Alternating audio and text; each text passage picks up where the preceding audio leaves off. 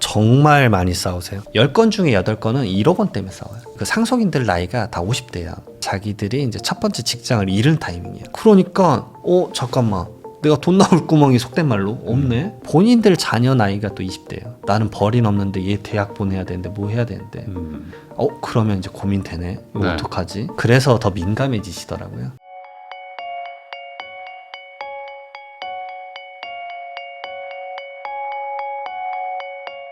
세무법인 리치 대표 세무사님이시죠. 이장원 세무사님하고 이야기 나누고 있는데요. 그 상속세 이슈가 좀 있었다가 지금 정권 바뀌고 하면서 조금 좀 조용해졌는데 어쨌든 또 연말이고 하면 또 상속세 얘기도 또 나올 것 같은데 지금 어떤 돌아가는 분위기는 상속세 개편 뭐 이런 것 좀 어떤지 좀 궁금합니다. 사실 오늘 상속세 개편에 대한 이제 조세 소위에서 이제 회의를 했을 겁니다. 그래서 지금 촬영일 기준으로. 그래서 이제 회의록은 아직 안 떴는데 상속세 개편한다 그랬거든요. 그래서 이제 그 이재명 대통령께서 이제 취임 100일 됐었을 때 기자회견 했었을 때 뭐 집 한 채 있다고 상속세 내면 안 되니까. 맞아요. 그 얘기 했었습니다. 그래서 18억까지는 공제 올리자. 일괄 공제가 이제 5억 원인데 이걸 이제 8억 원으로. 근데 이제 이 배우자가 없으면 사실 8억 원이라 3억 원 올라가는 거긴 한데 이것에 대해서 이제 긴급하게 올렸어요. 다시 안건을. 왜냐하면 이게 전 회의 이제 전 국회 때 올렸었던 건데 이거를 이제 입법 발의하신 분이 지금 이제 국세청장님이세요. 그래서 이걸 다시 올려야 되는데 그래서 다른 분들이 해가지고 올리긴 했어요.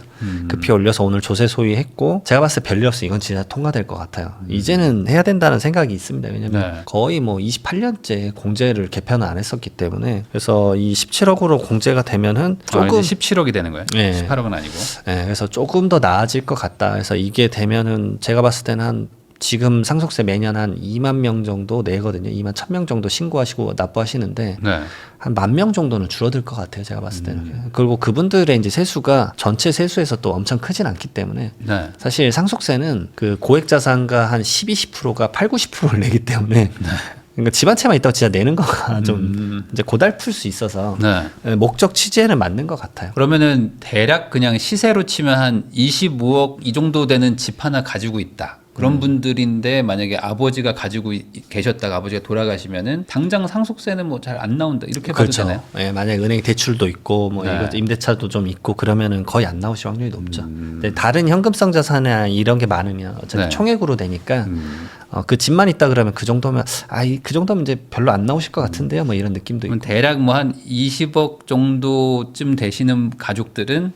상속세는 뭐 당장 어쨌든 뭐 부모님이 두 분 다 돌아가시는 거 아니면 맞습니다. 어머니가 또 가져가시면서 또 공제되는 것도 있으니까 그러면 진짜 일반적인 수준의 분들은 많이는 안 내겠네요. 네, 맞습니다. 근데 이제 약간 자산이 좀 더 많으신 분들은 원하는 건 사실 세율 개편인데 세율 개편은 이제 안 해준다고 했었기 때문에 거기서 이제 오는 괴리감 때문에 이거 고액자산은 사실 그 공제된다고 하더라도 큰 변수는 없어요. 그러니까 막 이런 느낌이에요. 최근에 이제 400억 가시신 분에 대한 고민을 했었는데 2억 줄어들어요. 뭐 이런 느낌이라. 그러니까 뭐 어차피 뭐 200억 내는데 198억 낸다. 네, 뭐 그런 느낌인 느낌이니까 거죠? 뭐 퀘스천인 거죠, 약간. 그러다 보니까 이 상속세라는 건 어찌 보면 이제 부자들을 대상으로 해가지고 문제가 되는 거지 일반적인 대중들한테 걷는 세금이라고 보기는 좀 어렵잖아요. 네, 맞습니다. 거의 다 이거 개편까지 되면 한강벨트 라인도 거의 안 내실 거예요. 대신에 반대로 그러면 그 부자들한테는 또 어찌 보면 좀 가혹한 세금이다 이런 평가도 있다 보니까 뭐 이분들이 돌아가시면서 갑자기 막 집안 싸움 나고 막 난리 나고 이런 케이스들도 있다고 하는데 엄청 많습니다. 혹시 뭐 사례나 이런 것들 좀 얘기해 주시면 좋을 것 같긴 합니다. 정말 많이 싸우세요. 근데 많은 분들이 그러면 상속 재산이 많으면 싸운다고 하시는데 이게 상속 소송권 자체가 엄청 늘었고요. 그 다음에 뭐 믿기 어려우시겠지만 저를 찾아오지 않더라도 10건 중에 8건은 1억 원 때문에 싸워요. 그래요? 그러니까 돈이 많아도 싸우지만 돈이 작아도 싸우는군요. 결국은 이제 상속인들의 자기 입장 포지션인 것 같아요. 그러니까 10년 새 거의 4배, 5배 올랐대요. 상속 관련된 소송권이. 싸움이. 근데 제가 이제 누구보다 더 많이 보는 입장이니까 사실 변호사님들보다 더 많이 본다고 저는 자부할 수 있는 게 저는 이제 세금이니까 더 대중적으로 많이 오니까. 그러겠죠. 왜냐하면 다 다투진 않으실 테니까. 근데 이제 중산층에서도 이 부의 대물림에 대한 이슈는 확실히 있는데 뭐 이런 개념인 것 같아요. 그 상속인들 나이가 다 50대야. 그러니까 50대니까 자기들이 이제 첫 번째 직장을 잃은 타이밍이에요. 그러니까 이제는 워낙 다들 오래 사시니까 네, 맞습니다. 한 80대 돌아가시면 맞습니다. 자녀가 50대군요. 맞습니다. 네네. 왜냐하면 80대 이상 상속이 이미 55%예요. 네. 그러니까 대부분 80%고 70대 이상이 거의 78%이기 때문에 네. 자녀들 나이가 이미 40, 50대. 40, 50대네. 네. 근데 요즘은 아시잖아요. 희망퇴직을 30, 40대부터 받잖아요. 네. 그러니까 잠깐만. 내가 돈 나올 구멍이 속된 말로 없네. 부모님이 상속이 일어나면 저거를 내가 지금 받지 못하면, 왜냐면 그 나이대 분들이, 상속인 분들이 본인들 자녀 나이가 또 20대예요. 이걸 생각해 보니 그러네. 나는 벌이 넘는데 얘 대학 보내야 되는데 뭐 해야 되는데 그러면 이제 고민되네. 이거 네. 어떡하지? 그래서 더 민감해지시더라고요. 그리고 이제 아직까지도 그게 있어요. 장자 많이 줘야지. 네. 그러면 진짜 집안 진짜 개판 납니다. 진짜. 이거 근데 가족들, 그러니까 특히 형제들이 이게 다 경제적으로 윤택하지 않은 경우도 있고. 맞습니다. 그러면 이제 또 누구 하나 몰아준다고 하면 그때부터는 사실상 이제 뭐 남보다 더 심하다고. 네. 그러니까 화기애애한데도 많아요. 해서 좀 넉넉하면 막내 좀 힘드니까 막내 좀 가져가라. 너가 어머님 모셨잖아. 네. 아유 이러면 따뜻한데 네. 이제 가끔은 진짜 이런 집안도 있어. 완전 극과 극인데 그 장남이 부모님 모시지도 않았어요. 어머님을 모시지도 않았는데 당연하게 다 자기 거라고 생각하시더라고요. 네. 딸이 4분, 막 5분인데 뭔 소리지? 막 이런 퀘스천이고 어머님은 당연히 장난 거지 막 이런 얘기를 해요. 그러면 이제 이 집안 이제 어떻게 될지 이제 막 파노라마가 저한테 보이거든요. 사실은. 그래서 이거 쉽지 않겠는데요. 뭐 그런 얘기 드리고. 그러면은 그렇게 돌아가시면서 재산 분배 때문에도 많이 싸우는 것도 있겠지만 돌아가시기 전, 그러니까 이제 살아계신 분들도 상속은 또 고민이거든요. 맞습니다. 왜냐면 이제 아까 말씀하신 것처럼 세율은 지금 50% 여전히 뭐 있으니까 뭐 대충 한 100억 정도 있는 분들은 한 3, 40억 이상 막 내야 되는 구조인 거잖아요. 네. 뭐 200억 있으면 한 100억 내는 거고. 예. 그러면 이런 자산을 가지고 있는 분들도 걱정이 많아가지고 상담 많이 할 것 같아요. 엄청 많이 해요. 그리고 이제 당연하지만 이제 부모님 재산을 이제 말하는 게 터부시 돼 있어서 말씀 못 하는 경우도 많은데 저는 그건 아니라고 봐요. 왜냐하면 그 세금을 결국은 이제 상속인분들, 자녀분들이 내야 되는데 네. 그걸 낼 여력이 어느 정도 되는지에 대해서 상속인들끼리 얘기를 나눠야 돼요. 그러니까 오빠 돈 많이 버니까 오빠가 좀 많이 내. 이거는 싸우자는 얘기거든요. 네. 근데 대부분 대한민국 상속은 부동산 기반이에요. 결국 주택이랑 막 빌딩 이런 건데 네. 그거 받았을 때 결국은 세금은 유동성으로 빨리 빠져나가야 되는데 그러면 그 부모님이 소중하게 그 키워놨던 부동산을 헐값에 팔고 있는 본인들을 보면 또 이제 무너져요. 네. 그리고 어렸을 때부터 나 평생 여기 살았는데 이걸 세금 낸다고 팔아야 돼? 네. 그러면 이제 속된 말로 이제 막 우세요. 진짜로 현타 온다고. 네. 네.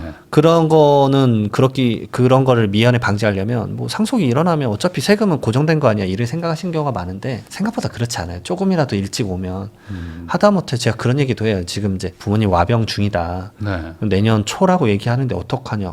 빨리 오세요. 빨리 오십시오. 왜냐면 뭐라도 봐서 제 돈들이 뺐으면 말씀드리겠다. 그게 조금이라도 영향이 있어서 제 상담비보단 분명 절세가 될 거다. 네. 진짜 그래 말씀드리거든요. 미리 세팅하는 것하고 아닌 거는 천지 차이라고 하더라고요. 네, 특히 진짜 이제 있습니다. 돌아가시는 날 바로 상속세가 그 발생하는 기준이 되는 맞습니다. 거죠. 예. 그러니까 그때 그 전에 세팅 안 해놓으면 그냥 다 예, 맞습니다. 받는 거예요. 하다못해 2주 전에 오신 분도 있어요. 그래서 제가 내 상담료보다 무조건 빼드리겠다. 절세를 해주겠다. 그래서 뭐 뭐라도. 뭐라도 진짜로. 그러니까 급하게 막 뭐라도 좀 도움 드린 적이 있었어요.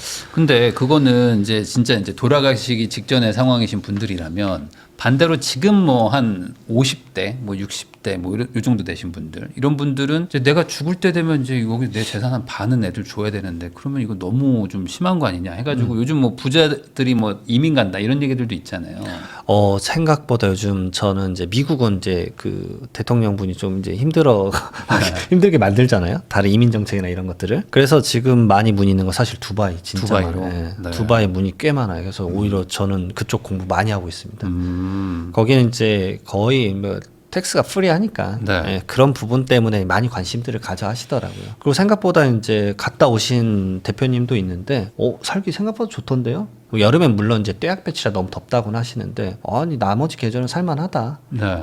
그리고 생각보다 거기가 뭐 예를 들어서 이제 직접 몸을 쓰는 직업들 있잖아요. 생각보다 뭐 의사나 네. 아니면은 뭐 그런 직업도 나이스하다고 하더라고요. 미용사. 한국의 미용 수준이 상당히 높거든요. 네. 근데 손재주 좋은데 페이는 훨씬 많이 받고 하니까 그냥 거기 가서 살겠다 이런 분들 진짜 많아요. 생각보다 많습니다. 그래갖고 오 이게 생각보다 시장이 좀 있구나라고 네. 느끼고 있습니다. 거기는 뭐 상속세 같은 게 없을 거잖아요. 네, 없습니다. 그러니까 그러면 여기서 재산을 다 정리하고 가는. 그렇죠. 이제 넘길 때 외국한 거래법이나 이런 것들 외화 반출에 대해서만 너무 이제 잘못된 실수만 안 하신다 그러면 그게 문제가 되진 않고 그러니까 거기가 이제 골든 비자라고 있어요. 그래서 투자 이민 같은 거 받는 건데 네. 그게 한 8억 5천만 원 정도 하는 것 같더라고요. 그래서 부동산 하나 사면 바로 맞습니다. 영주권 나온다고. 네, 그래서 그걸 주택을 산다라고요. 네. 그런 식으로 해서 영주권 취득을 할 수 있으니까. 그러고 나서 국내 자산을 다 현금화해서 그냥 가지고 나가면 어쨌든 세율 50%가 없어지는 거니까. 그 나라 이제 거주자 형태를 만들어야죠. 네. 우리나라 국적에 중요한 게 아니라 결국 내가 거기서 삶을 글로 사는 가서 거예요. 살면. 네. 근데 이제 그 부동산 두바이 부동산만 전문으로 하시는 분한테 여쭤봤는데 뭐 네. 그분은 계속 매년 나가시는데 매년 그래도 부동산 가격이 놀랍겠지만 두바이는 10%씩 올라요.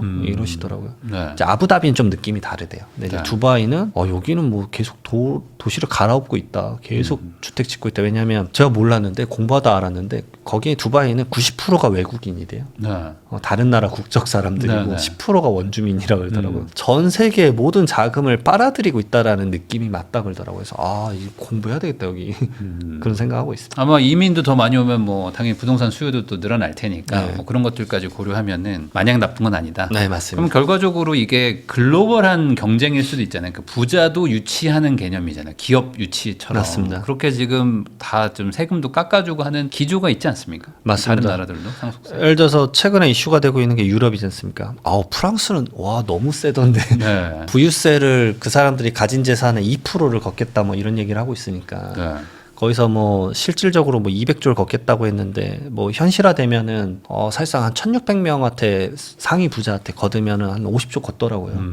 그러니까 거기가 그 루이비통 그 회장 있는 데지 않습니까? 네네. 진짜 이민 가실 생각하실 것 같은데 망명할 것 같은데 거기 느낌이.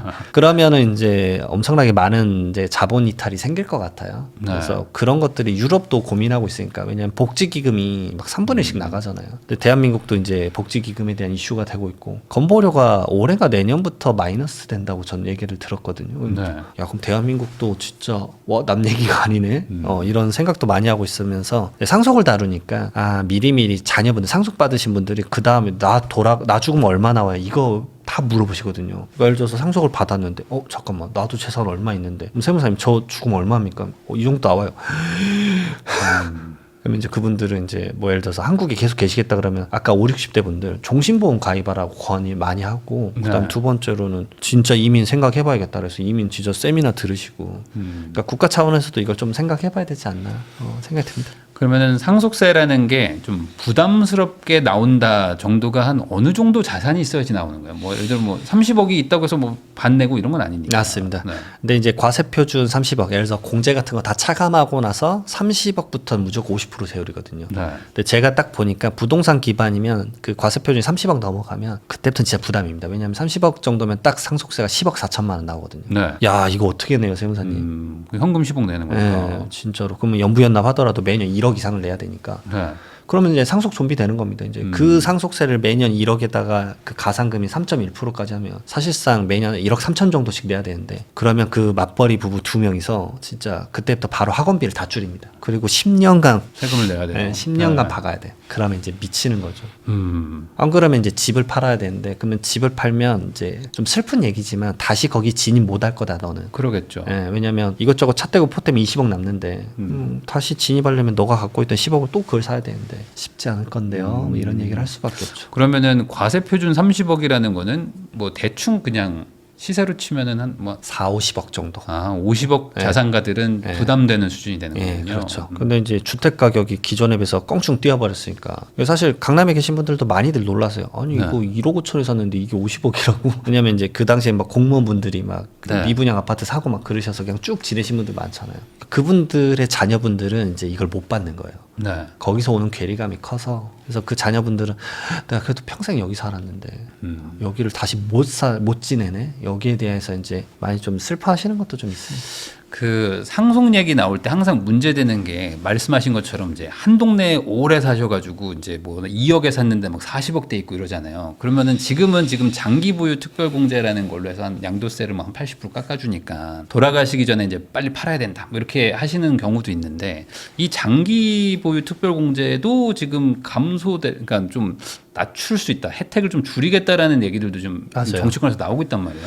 근데 지금 보유세는 높이면 거래세는 낮춰야 되잖아요. 네. 근데 이거까지 낮추는 건 좀 이제 심하지 않을까. 물론 이제 이게 압도적으로 많은 혜택을 준다라고 볼 수 있는데 사실 이것의 목적은 혜택이 아니라 거주 이전의 자유입니다. 헌법에. 네. 왜냐하면 내가 예를 들어서 가격이 올라간 건 시장이 이제 올린 건 맞지만 40억이 돼서 팔았는데 세금을 예를 들어서 일반 세율이면 이 정도 차익이면 진짜 10억은 낼 거예요. 실효세율 25%는 나올 테니까. 네. 그러면 다시 10억을 내고 30억까지 일반 세율로 다른데 이제 30억짜리 들어가는 건데 그러면 내가 원하던 똑같은 형태의 거주 이전을 못 하는 거잖아요. 네. 근데 이제 1세대 1주택에 보유랑 거주 80% 받아서 그 정도 되면 세금이 한 1억 정도 나올 거거든요. 1, 네. 2억. 그러면 이 정도면 좀 이전하는데 좀 원활할 건데 그것을 막는 게 맞을 것인가?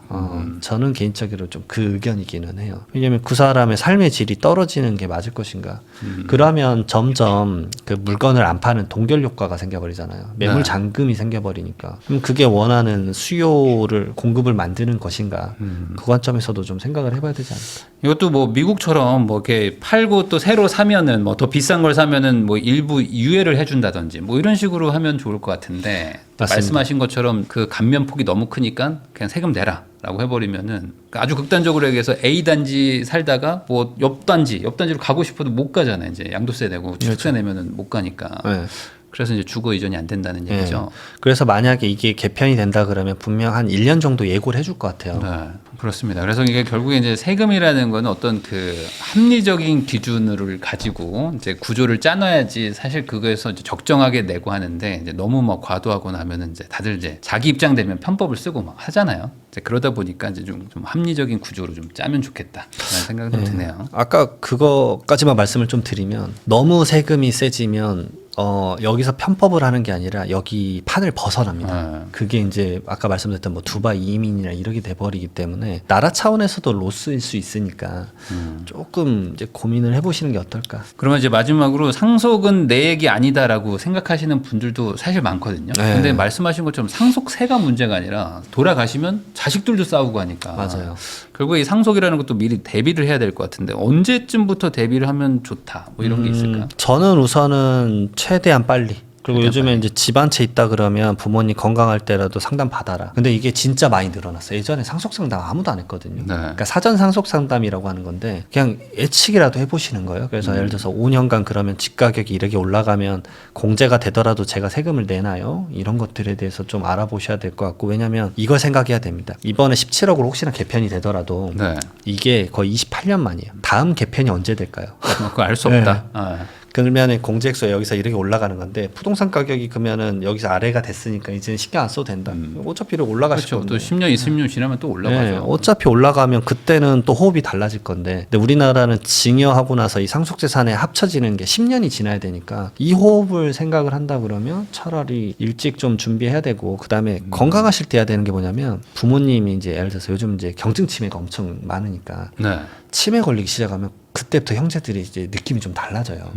빨리 저 재산을 막 이렇게 느낄 수도 있거든요. 네. 그러니까 부모님 입장에서도 운전하실 때 가르마를 좀 태워주시는 게 진짜 필요하다라고 말씀드려요. 그냥 빠를수록 좋습니다. 네. 그러면 이제 일부 증여할 것들도 좀 하시고 맞습니다. 해가지고 좀 세금을 뭐 탈세가 아니라 절세를 하는 거는 뭐 언제든 빠를수록 좋다 이렇게 얘기해 주신 것 같습니다. 지금까지 이장원 세무사님 모시고 최근 부동산 시장에서 또 세금이 어떻게 작동하는지 그리고 이제 상속 뭐 전문직들의 어떤 지금 뭐 자영업자들의 힘듦 이런 얘기들도 나눠봤는데요. 그만큼 좀 시장이 많이 힘들고 또 지금 고통을 좀 같이 또 겪고 있는 상황인 것 같은데 또 좋아질 때가 있겠죠. 맞습니다. 그때까지 또 잘 버티시고 또 이제 미리미리 또 세금 절세 잘 하시기를 바라는 마음으로 저도 이제 영상을 좀 찍어봤고요. 세무사님하고도 또 인사 나누도록 하겠습니다. 오늘 나오셔서 감사드립니다. 네, 고맙습니다.